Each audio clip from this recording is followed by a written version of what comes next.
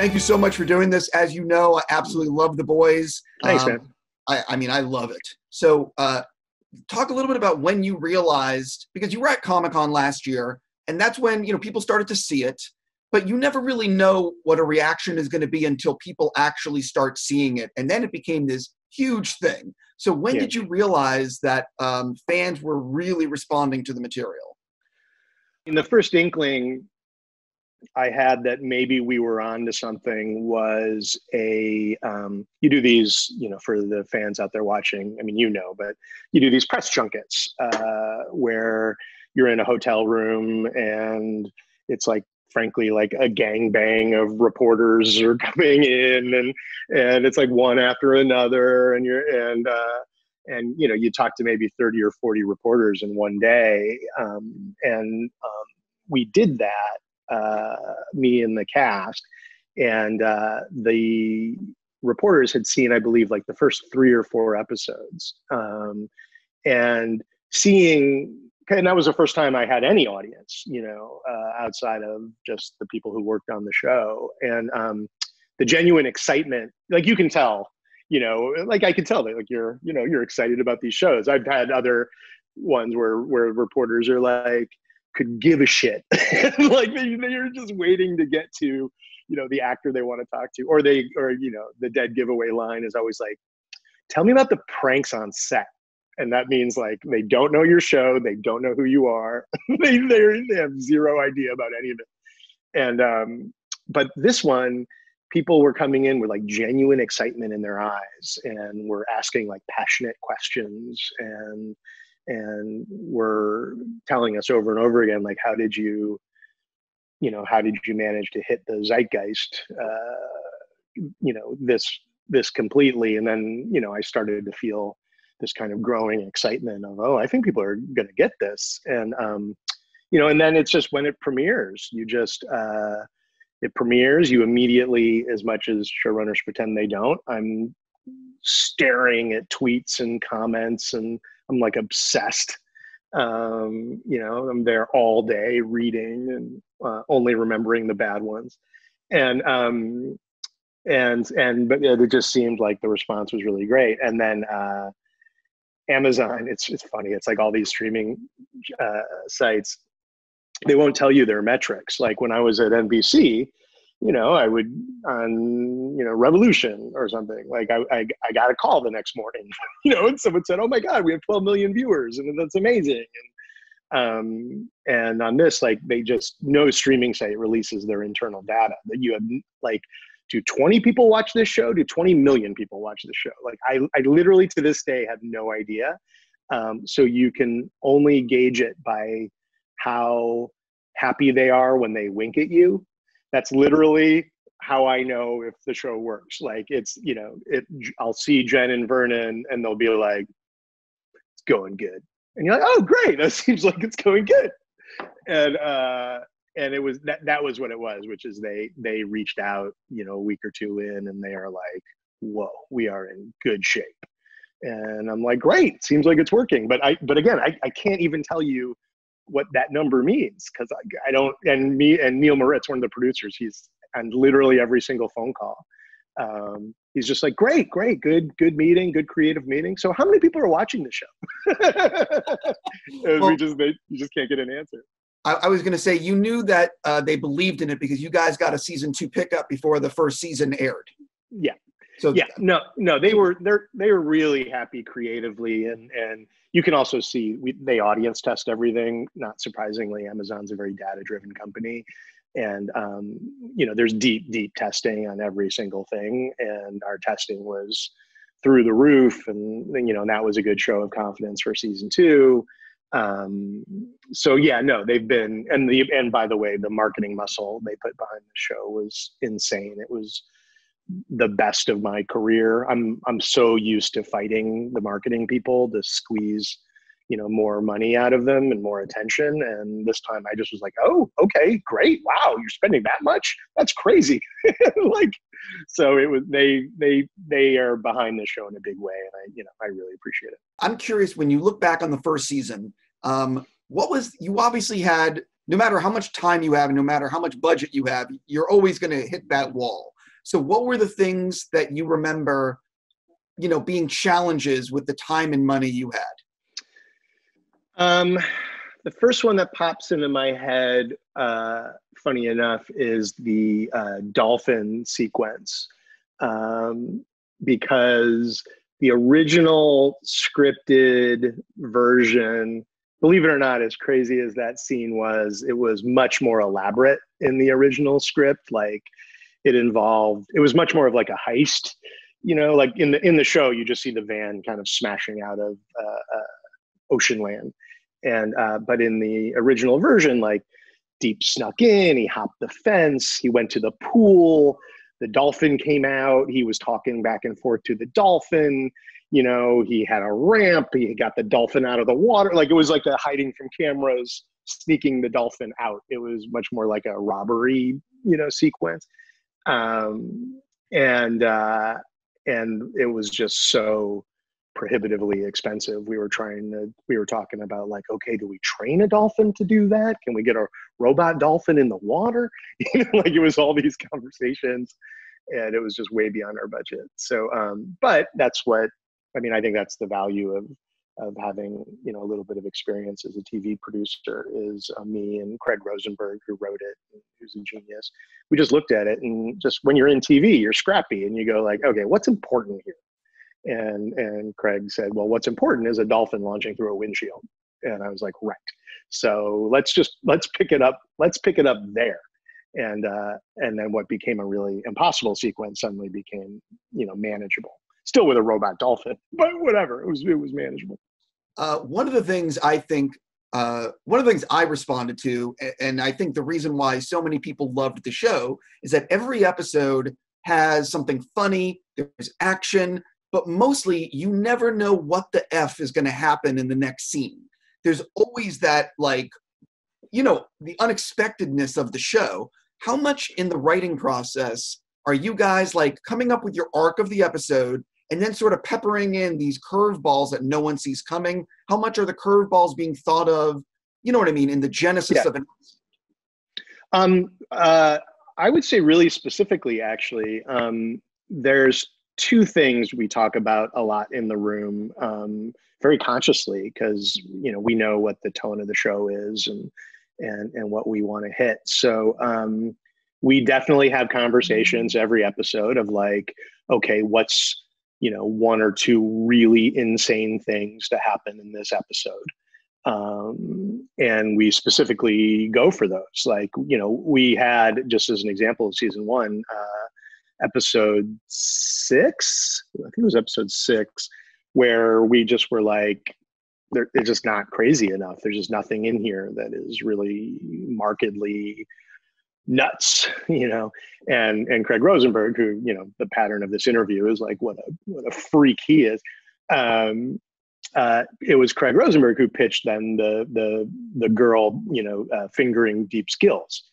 And that was very late. I mean, we'd already written, I think, a network draft before that scene even existed, because we were just looking for how do we blow people's minds in this one, and that scene came out of that. I might argue we overshot the mark, but and then in terms of like character stuff, which is frankly the more important stuff. I mean, that's the shocking stuff is frosting.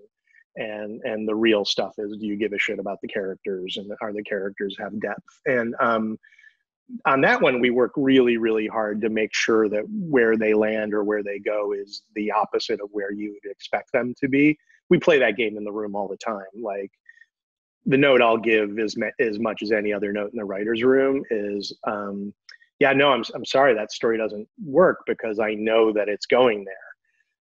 I'm ahead of you, and that's where it seems like it's going. So let's play the game of opposites. What would be the most shocking thing to happen in that moment? And the complete opposite of what you think. And then they'll pitch the diametrically opposed opposite of what they just pitched. And I was like, okay, that's cool. How do we get to that? And so we talk, structure, every writer, has their own thing. I love structure.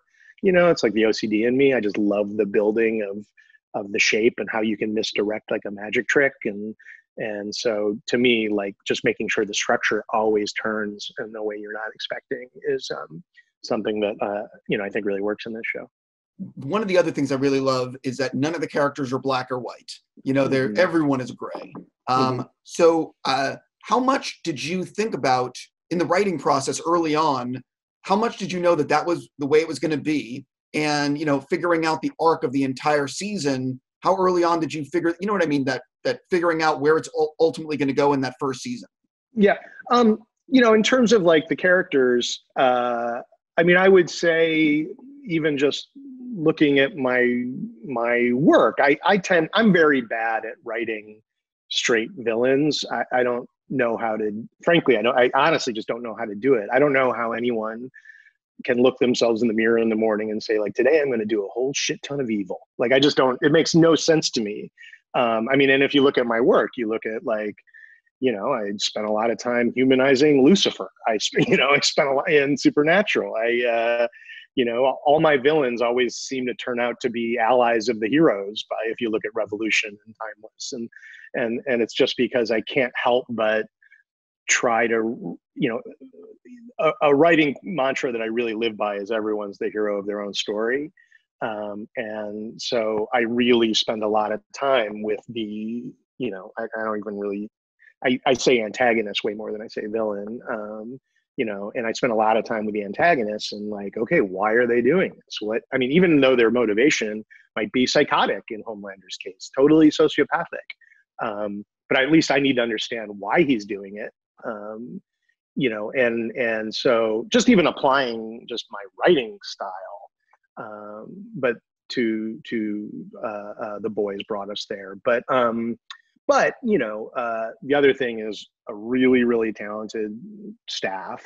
And we all just approached it the guiding compass was, what if superheroes were real? And not just as a catchphrase, like a stringent discipline of at every single possible decision we could, what's the most realistic, version of that moment or that character be possible. And so it forced you to make characters that have a lot of shades of gray, because it forces you into conversations of like, wow, what would it be like to be a speedster? But you're not the only one, and you're trying to hold on to your number one slot. And like, that would stress the shit out of you. Like, you're always looking for, young guns trying to, knock you off your perch. And so it's just those conversations, or if the only thing you could do was talk to fish, how ultimately insecure you would be, and how that would make you lash out in all of these totally inappropriate ways, because, you're a fucking joke and it. And, so it's just those conversations create character rather than, sort of broad, cartoonish villains. I'm sure people who are fans of the show want to know, and actually forget the fans, I really want to know, when you're sitting down to arc out the first season, how much are you thinking, okay, if this show's a hit, how far are you thinking about the overarching storyline beyond the first season? How much does the network, Amazon, want to know, okay, this all sounds great, but tell me your 5-year plan? It's not dissimilar from, there was sort of that, this idea in Supernatural that I had this kind of incredibly fleshed out 5-year plan. I think got a little exaggerated with the fans than from what I originally at least said or intended to say, which was like, it was a napkin sketch. It's a map. Someone said this once, it wasn't me, but like, show arcs are a map. Like it's the United States, and you're starting in LA, and you want to go through Chicago, and you want to end up in New York. But how we get there and what the route is, I have no idea. And that's all this is, and that's all that was. I certainly write, I certainly write for success.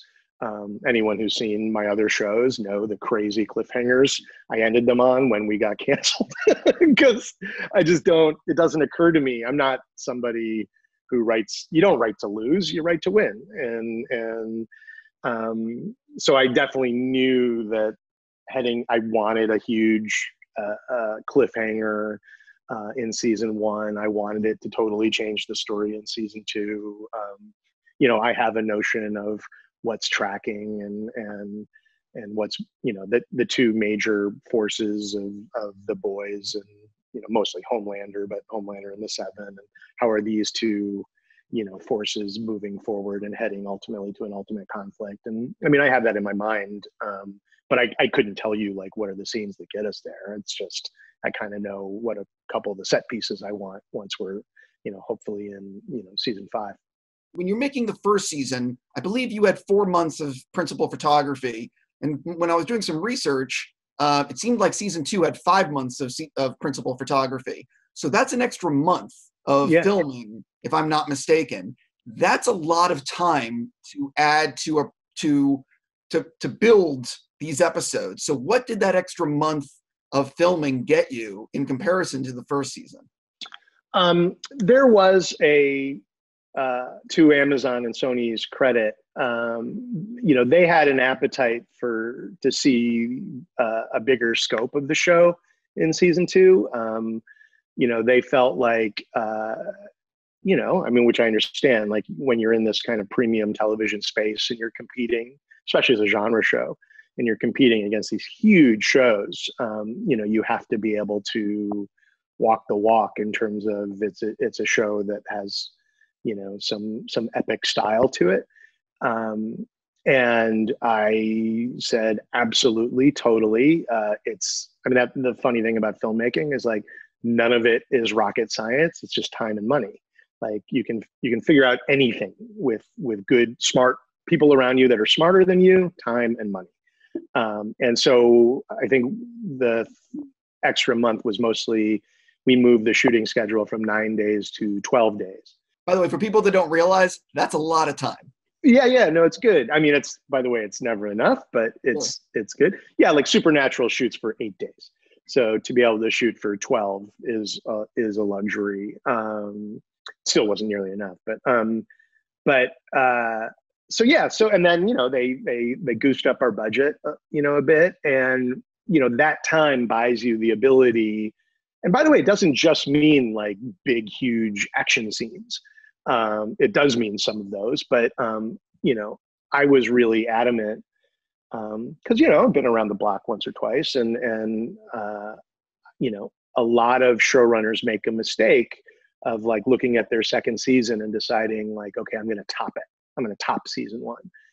And that's a mistake, because that you can't sustain that, because season 3 can't top, even if you try season 3 to top season 2 and season 4 to top season 3, like eventually that's why most shows, or a lot of shows, kind of explode. And you're just like, oh, that jumped the shark because they were trying too hard. So for me, season 2 of the show didn't have to go bigger. It had to go deeper.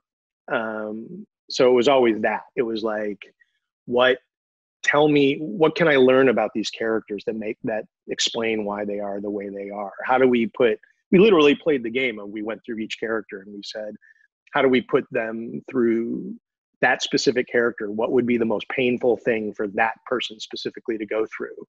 And can we put them through that this season? Or how do we take away the one thing that they need the most? And, we just played that game of how do you torture them? Sam Raimi told me once, he's like, you know what filmmaking is? He's like, it's creating characters you love and then torturing them. And I actually come back to that all the time. He's not wrong. No, he's exactly. I mean, that's why Sam Raimi is Sam Raimi. So a lot of the time went to, yes, we have some huge sequences. There's larger sea mammals, there's some bigger stuff for sure, but there's also a lot more intense stuff. And there's scenes that were really difficult for the actors emotionally and require a little bit more time. And so it's not just always like the visuals that are epic. I think the emotions are a little more epic this season.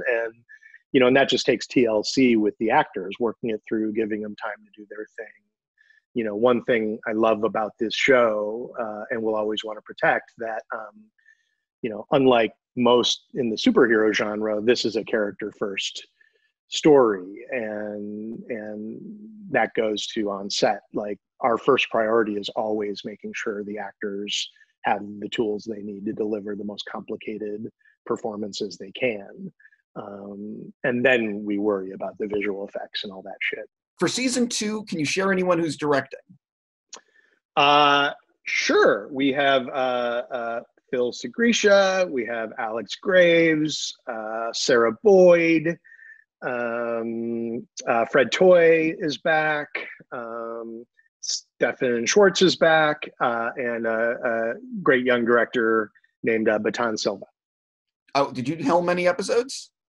I did not direct this year for the simple reason that we had some parenting I had to do at home, and so couldn't go up for it. Hypothetically, if I knew that you guys were doing a season 3, I would say it right now and say, I think fans can look forward to a season 3, even if you won't say it. So I'll ask you this question.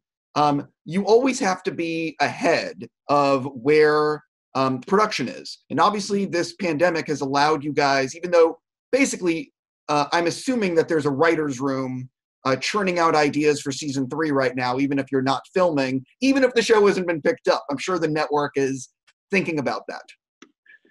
You know, like I can neither confirm nor deny anything that's happening regarding season 3. Got it. I'll move on to the next thing. Is season 2 8 episodes, and did you ever think about doing like 9 or 10 episodes? Oh no, God no. I would do less if they'd let me. I mean, the tighter, the less hours you have to fill, the tighter your story can be. Completely. So do you think that, so for you guys, 8 episodes is like the key, that's the thing you want to hit? Yes. Is season 2, are all the episodes the same length, or any supersized? They're roughly the same length. I mean, they all kind of vary between like 55 and 65 minutes. But we do have a couple that are, I think, like 64 or 65 minutes. Fantastic. Yeah. What can you tease about the new characters in season 2? The most primary new character is this character, Stormfront, who's a new hero played by Aya Cash, who's so brilliant. And, she really comes in and she shakes up the Seven. We wanted to bring in a character who could really knock Homelander on his heels in a way that no character really has been able to yet. And so that was really fun, and she really shakes it up. And she has a lot of layers, and we have some reveals, but she turns out to, when we finally reveal who she is, she turns out to be a real problem. I cannot fucking wait. Can you compare? How can you compare the blood and guts of season 2 to season 1? There's probably, it's funny. There's probably more, I guess. Had you asked me a couple of weeks ago, I'd have said, oh, I think it's a more character-driven season. But now that I've shown it to people, everyone's like, oh my God, it's so much bloodier. And you must be numb to how bloody the show is at this point, because it's so much gnarlier and there's so many more guts. I'm like, are there? I just kept thinking that this season was the My Dinner with Andre season. I guess. And but yeah, so I think there's going to be more. Where are you in post-production? Have you finished everything for the 8 episodes? I literally finished today. Really? Yeah, I will finish this afternoon. Yeah. That, I'm sure you are over the moon. Yeah, no, it's nice. It's been a long journey. So yeah, it's exciting to cross the finish line. I'm sure the actors gave you a lot of notes about their costumes. No one enjoys acting in those costumes. So how did you incorporate what they had to say about the costumes in terms of redesigns or costume adjustments for season 2? It's all just a process, and there's time. Our super suit designer, LJ Shannon, who's a genius and has done a bunch of these. It's all her. I mean, she's amazing with the actors, and they have such an open flow of communication that they pick up the phone and they call her, and she starts working on ways to make it, a little more comfortable for them. And they give notes along or thoughts along the process, but she's so good and responsive that a lot of times I don't even know. They just show me something awesome, and I give a couple thoughts, but otherwise I'm in love with it. So that part of the company is almost its own self-running machine.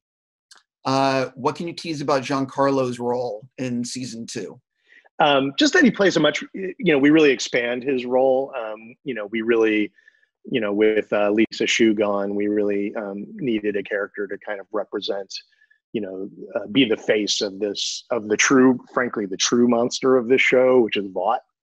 And he does that with his icy, chilling demeanor.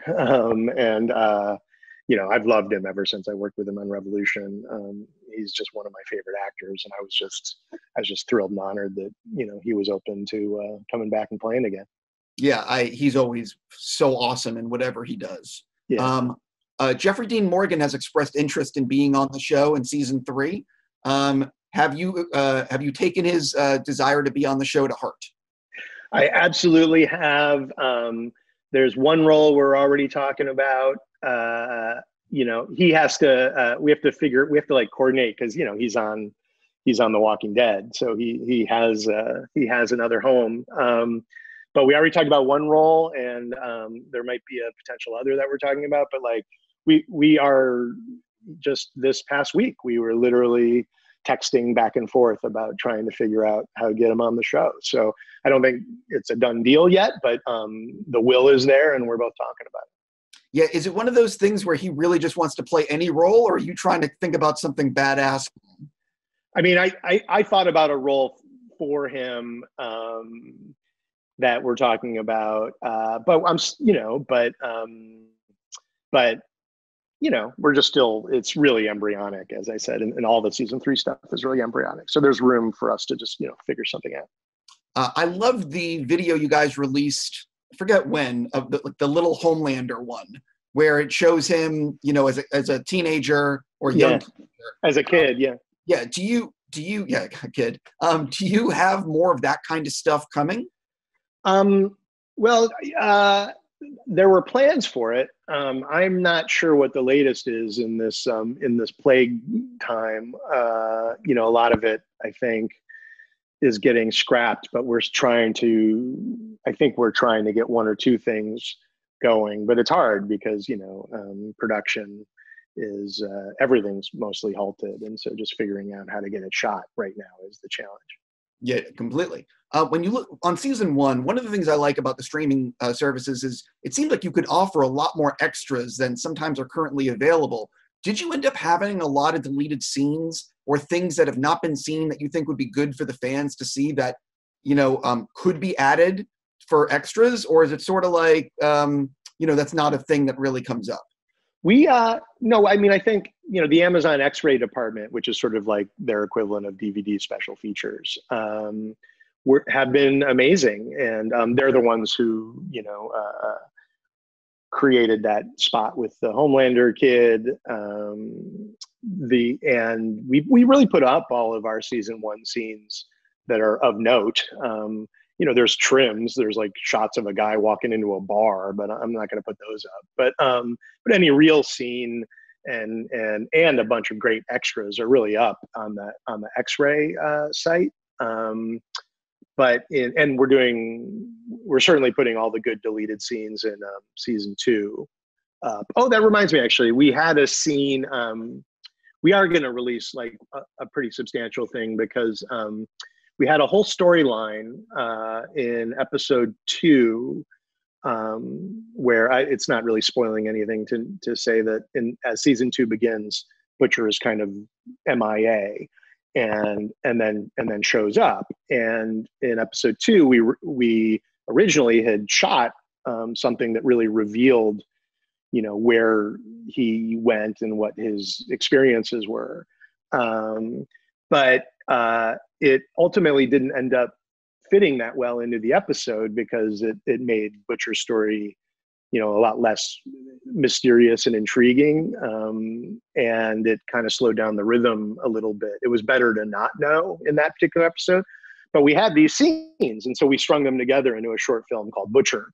And we're going to release that, which is, you'll be able to see it as this short film of like what his blank, missing, couple of weeks looked like. And it'll work as a companion piece to the show. There's actually references in the show that you won't understand unless you see this thing, because it was really tied into our plot. So that'll come out. That'll be cool. Do you have, is the plan to release that between episode 1 and episode 2, or something where like you're going to release it much sooner?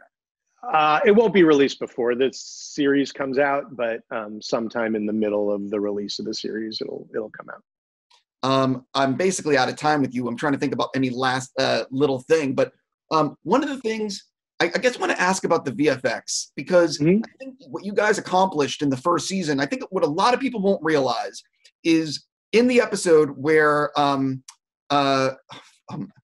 Hugh's girlfriend, I forget Robin. Yeah, when all that blood was all CGI, Yes. from what I understand, and which to me is just jaw-dropping, that I think people don't realize that was not on set. That was all, you managed to weave that with practical shooting with VFX. And I'm curious if you could talk a little bit about what VFX, how that amplifies what you're able to do, and maybe what you learned making the first season with the VFX that you'll be able to, or you did with the second season. Yeah, I mean, I'm in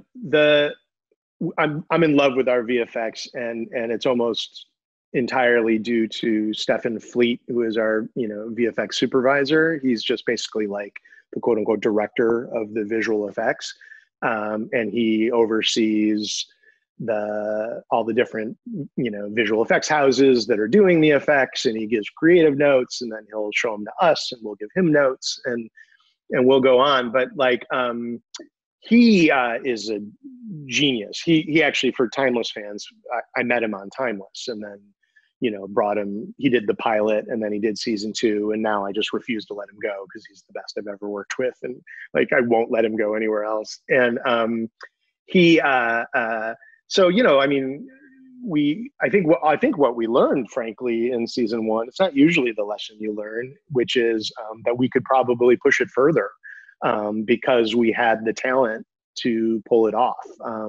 In Supernatural, for instance, I learned really quickly not to go for big shots because we just didn't have the money.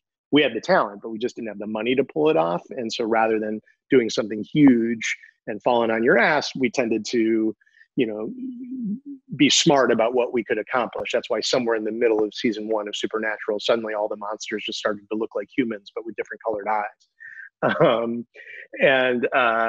But on this show, it takes a lot of time and sweat and blood, and any single given shot, we probably did minimum of 80 versions of, and I think there was thousands of shots.